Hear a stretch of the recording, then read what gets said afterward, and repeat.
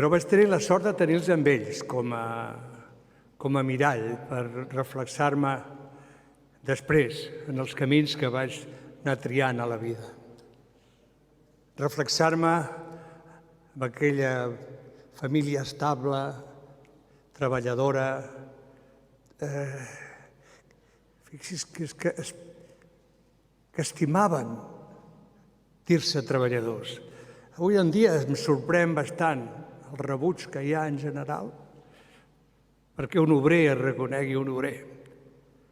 Quan és tan meravellós poder sentir-se obrer i pertànyer a una classe que dignament avança i fa avançar un país.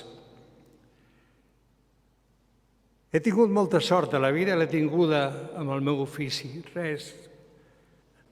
Però sobretot vull agrair també els meus orígens. Soc una persona que està profundament agraïda al barri on va néixer,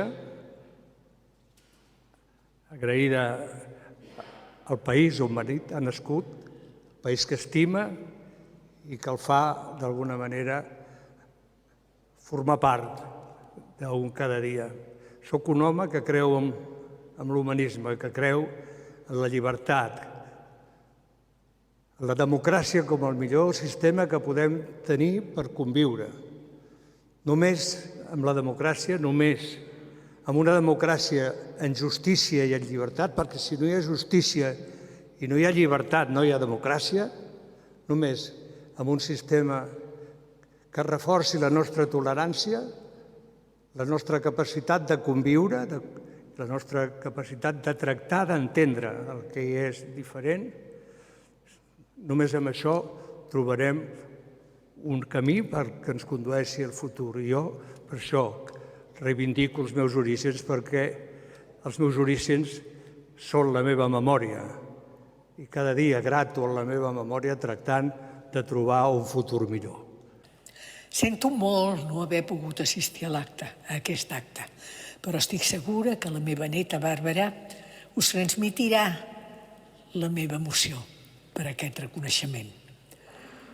Us desitjo unes felices festes i un pacífic any nou.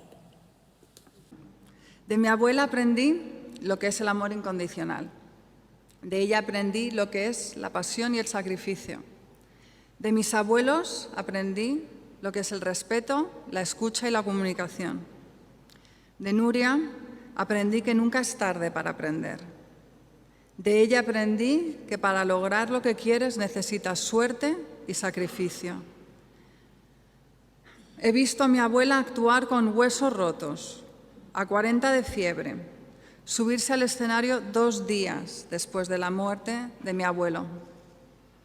Aprender inglés a los 50, dirigir Rigoletto en Covent Garden con una depresión aguda.